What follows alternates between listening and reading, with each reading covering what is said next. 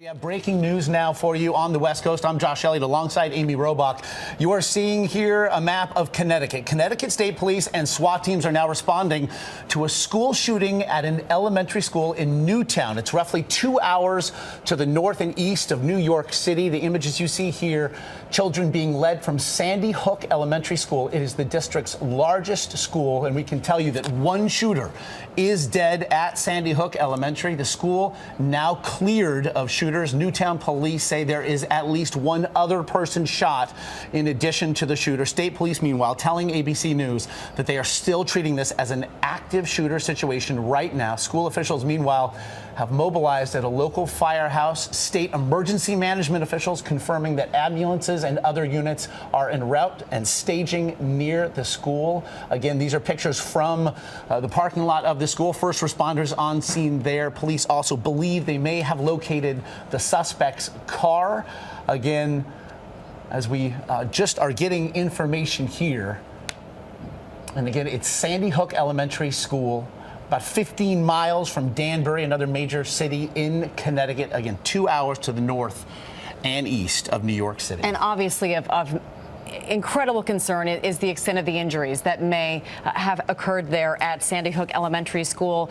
We do know, according to the Newtown Bee, who is on the scene, that there was one child carried from the school by a police officer they witnessed, apparently seriously wounded.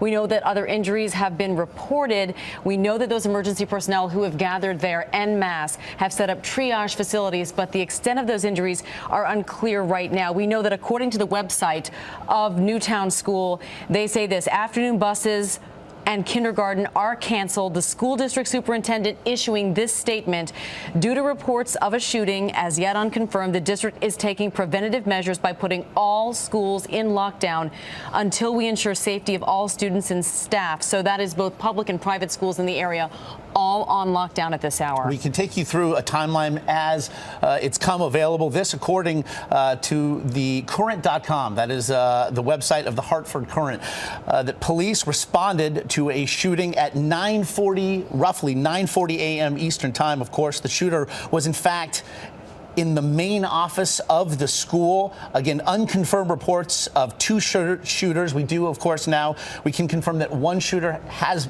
been killed, another perhaps at large. We do not have that confirmed. And again, as of 10:30 Eastern, students were still being led, as you see the students here, led from the school by their teachers. Again, and we can tell you now, it is an active shooter scene, though the school itself has been cleared. We did receive reports as well that the FBI SWAT team was on scene. We want to now bring in a former FBI special agent and GMA correspondent Brad Garrett joining us by phone. And Brad, we now have these reports that a SWAT team from the FBI has responded along with state police. As they lock down that school, what is the first thing they're looking to do? To ensure that they've got the situation contained, Josh. The problem is, you still don't know, or they don't know perhaps, how many shooters they might have. Have they done anything else to the school or the grounds? Think of Klebold and Harris at Columbine, who had booby-trapped the place with a number of bombs. So it's all of that you've got to focus on. And the second thing is, do you have any kids or teachers or administrators injured that you've got to get out of the building to save their life? And Brad, that we know that, as we mentioned, one shooter is confirmed dead. They do believe there may have been a second shooter. They say they have cleared the school, so I'm imagining that search may go well beyond the school district, looking for a potential person at large.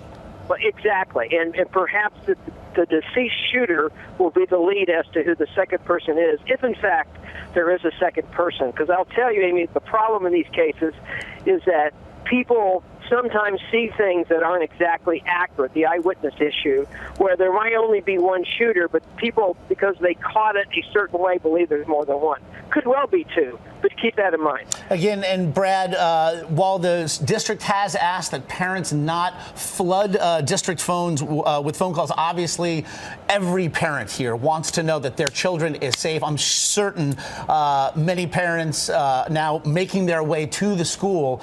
What would you tell parents right now as they are making their way to an active crime scene? Well, Typically what the police do is set up a choke point at these schools where they can go and check in with an officer and find out exactly what they do know, because the problem is figuring out where all the kids are, who's been accounted for, who has not, is going to take a while. And so the real key is keeping parents informed, keeping them off the phone, and keeping them away from the school.